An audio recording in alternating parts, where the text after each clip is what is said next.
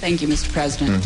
As you travel the country, you also take credit for tightening regulations on Wall Street through the Dodd-Frank law and about your efforts to combat income inequality.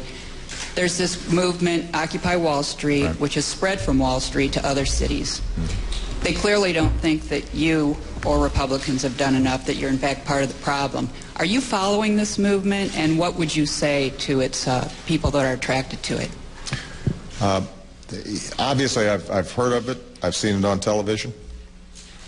I think it expresses the frustrations that the American people feel, that we had the biggest financial crisis since the Great Depression, huge collateral damage all throughout the country, all across Main Street. And yet, you're still seeing some of the same folks who acted irresponsibly trying to fight efforts to crack down on abusive practices that got us into this problem in the first place. So yes, I think people are frustrated, and the protesters are giving voice to a more broad-based frustration about how our financial system works. Now keep in mind, I have said before, and I will continue to repeat, we have to have a strong, effective financial sector in order for us to grow.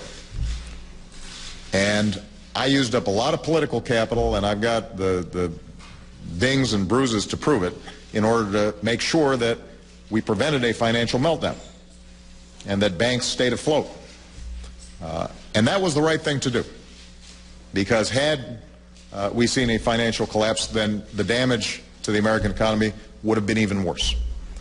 But what I've also said is that for us to have a healthy financial system, that requires that banks and other financial institutions compete on the basis of the best service and the best products and the best price, and it can't be competing on the basis of hidden fees, deceptive practices, or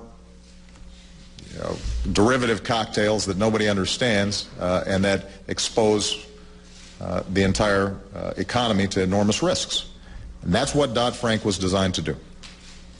It was designed to make sure that we didn't have the necessity of taxpayer bailouts, that we said, you know what, we're going to be able to control these situations so that if these guys get into trouble, we can isolate them, quarantine them, and let them fail.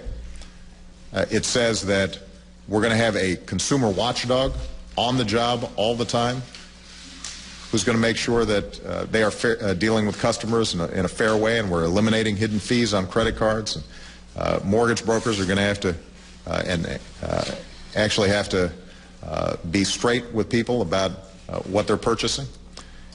And what we've seen over the last year is not only did the financial sector with the Republican Party in Congress fight us every inch of the way, but now you've got